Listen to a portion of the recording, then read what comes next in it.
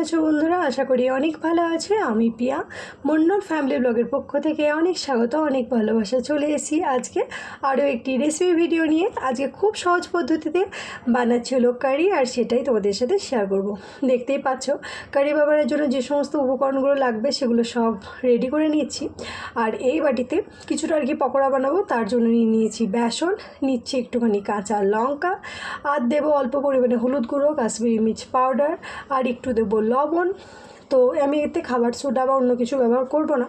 তো যাই হোক, এটা দিয়ে একটুখানি জল দিয়ে ভালোভাবে একটা কিন্তু বাটার তৈরি করে নেব। একটুখানি চিনিও দিয়ে দিলাম। আর যে সমস্ত জিনিসগুলো লাগবে সেটা তো দেখিয়ে দিয়েছি, আমি এখন মুখে বলেই দিচ্ছি।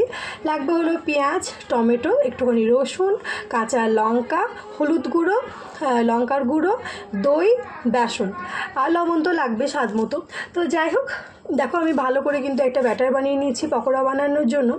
আমার মনে হয় বাঙালি ঘরে একটু অল্প পরিমাণেই এই রেসিপিটা হয়, কারণ যাই হোক আমাদের গ্রামের সাইডে তো এরকম কেউ কিছু বানায় না। তো যাই হোক, দেখতেই পাচ্ছ এদিকে কিন্তু আমি কড়াইয়ে তেলটা গরম করতে দিয়ে দিয়েছিলাম। এবার ছোট্ট ছোট করে কিছু পকোড়া বানিয়ে নেব। আর হ্যালো এভরিওয়ান, প্লিজ ভিডিওটা কেউ স্কিপ করো না, পুরো ভিডিওটা দেখা অনুরোধ রইল। যদি ভিডিওটা কোনো অংশ ভালো লেগে থাকে লাইক, কমেন্ট অ্যান্ড শেয়ার করে দিও। যারা ভিডিও প্রথম দেখছো আমার এই ছোট্ট চ্যানেলটিকে সাবস্ক্রাইব করে দিও। আর যারা প্রতিদিন ভিডিও দেখছো তাদেরকে তো অসংখ্য ধন্যবাদ এভাবে পাশে থাকার জন্য। দেখো তোমাদের সাথে কথা বলতে বলতে কিন্তু এদিকে কিন্তু আমি ভালোভাবে পকোড়াগুলোকে আর কি একটা একটা করে দেওয়া হয়ে গেছে। এবার ভালো করে ভেজে নেব। আর এটা কিন্তু এই পকোড়া না দিলেও হয়, কিন্তু আমি একটু ভালোবাসি পকোড়া দিয়ে খেতে, তার জন্য বানাই। নাহলে শুধুমাত্র দই দিয়ে এরকম প্লেন করলেও কোনো বেশ ভালো লাগে। তো যাই হোক, দেখতেই পাচ্ছ। আর এদিকে কিন্তু আমি দইয়ে বেশ 2 চামচ থেকে 2.5 চামচ মতো বেসন আর কি আমি দিয়ে দিয়েছি। এবার কিন্তু বেসনটাকে এর উপরে একটুখানি দিলাম হলুদ গুঁড়ো, তারপরে কিন্তু ভালোভাবে ফেটাতে হবে। দেখো জলও কিন্তু দিয়ে দিয়েছি, এখন অনেকটা পরিমাণে জল লাগবে। ভালোভাবে ফেটতে হবে যাতে বেসনগুলো একদম ঢিমা বাঁধা না থাকে, আর দইটাও যেন ভালোভাবে আর কি মানে ফাটানো হয় আর কি, যেন ফেটে না যায়। দইটা যখন রান্না করার সময় যেন ফেটে না যায়, সেইটা আর কি মনে রাখতে হবে। তো সেই কারণে ভালোভাবে কিন্তু আমি এদিকে ফেটিয়ে নিচ্ছি। আর ওইদিকে তো কড়াইয়ে আমার একটা একটা করে পকোড়াও কিন্তু ভাজা হয়ে গেছে। একবার ভাজা হয়ে গেছে, আর একবারও কিন্তু আমি পকোড়াগুলো ভেজে নেব।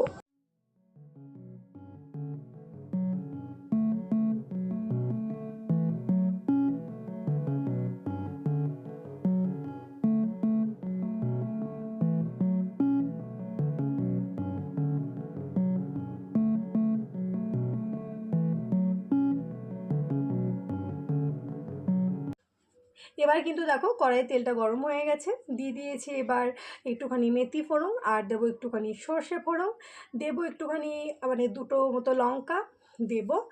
তারপরে এতে কিন্তু হিং দিলেও হয়, কিন্তু আমি রান্নাতে আজকে হিং ব্যবহার করব না। এবার দেবো কিন্তু রসুন কুচি, ওই 2টো রসুন আর কি ছোটো ছোটো করে কুচি করে নিয়েছিলাম, ওই রসুন কুচি কিন্তু অ্যাড করে দিলাম।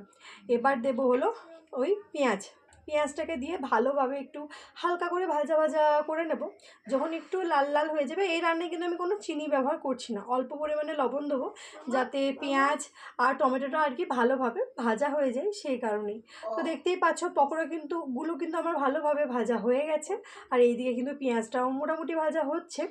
আমি কিন্তু এবার অ্যাড করব হলো কারি পাতা, লঙ্কা, মোটামুটি জিনিসগুলো আর কি অ্যাড করে দেবো, যে সমস্ত জিনিসগুলো লাগবে। তো দেখো কারি পাতা কিন্তু অ্যাড করা হয়ে গেছে।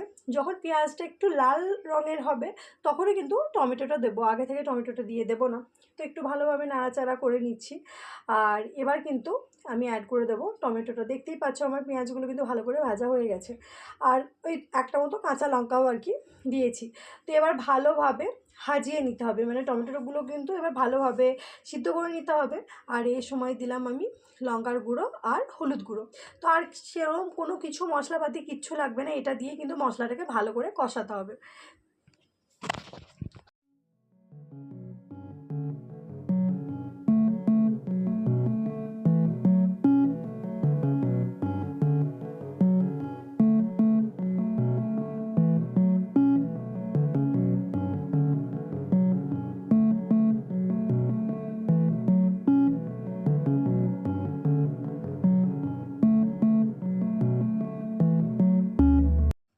তো বন্ধুরা দেখতেই পাচ্ছ আমার কিন্তু মশলা আর কি কষানো মোটামুটি হয়ে গেছে। এবার কিন্তু আমি ওই দইটাকে ভালোভাবে যেটা ফেটিয়ে রেখেছিলাম দইয়ের বেসনে, ওটা কিন্তু আমি অ্যাড করে দিলাম। আর অ্যাড করে কিন্তু ভালোভাবে কিন্তু নাড়াচাড়া করে নিতে হবে ওই মশলাটার সাথে। তারপরে অনেকটা পরিমাণে জল মেশাতে হবে, ওই 1 গ্লাস মতো, বড় গ্লাসের 1 গ্লাস মতো আর কি জল মিশিয়ে অনেকক্ষণ ধরে ফুটতে দিতে হবে। আর এতে শুধুমাত্র আমি অ্যাড করব লবণ, আর সেরকম কোনো কিছু অ্যাড করব না। আর ওই 3টে কাঁচা লঙ্কা অ্যাড করে দিয়েছি, যেহেতু শুকনো লঙ্কায় খুব একটা ঝাল নেই তার জন্য কাঁচা লঙ্কা আর কি অ্যাড করে দিয়েছি। দেখতেই পেলে আমি কিন্তু জল অ্যাড করে দিয়েছি। এটাকে এবার মোটামুটি 5 থেকে 10 মিনিট ফুটতে দিতে হবে, ভালোভাবে কিন্তু ফুটতে দিতে হবে, যাতে দই আর বেসনের গন্ধটা পুরোপুরি চলে যায়।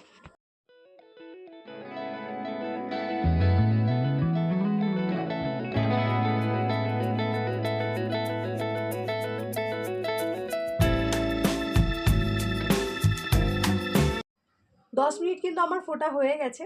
এবার কিন্তু ভেজে রাখা যে ছোটো ছোটো পকোড়াগুলো ছিল সেগুলো কিন্তু আমি অ্যাড করে দেবো। এটা কিন্তু বেসনেরই পকোড়া বানিয়েছি।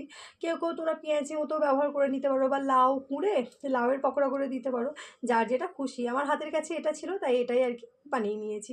তো দেখতেই পাচ্ছ বড়াগুলো দেওয়া হয়ে গেছে। এবার কিন্তু আমি এতে ছোক দেবো, তার জন্যে নিয়ে নেবো একটুখানি ঘি। দেখো একটু ঘি নিয়ে নিয়েছি, আর এতে দেবো কালো সর্ষে, কারি পাতা, শুকনো লঙ্কা, বাস এটা দিয়েই কিন্তু একটা ছোক দিয়ে দেবো। তাহলেই কিন্তু আমার কারি পুরোপুরি আর কি রেডি হয়ে যাবে। আর বেশি ফোটাবো না, কারণ তাহলে বড়াগুলো একদম গলে যাবে। ওই 5 মিনিট মতো ফোটালাম, আর বেশি ফোটাবো না। এমনিতেই বড়াগুলো ছোটো ছোটো আছে তো, আর অত গরম হয়ে আছে তো পুরো একদম ভেতর অবধি মশলাটা আর কি ঢুকে যাবে। তো আমার কিন্তু ঘিটা গরম হয়ে গেছে। এবার কারি পাতা, শুকনো লঙ্কা আর সর্ষে কিন্তু আমি দিয়ে দিলাম। এবার হালকা ভাজা হয়ে গেলেই ওটাকে আর কি মানে ছোক দিয়ে দেবো।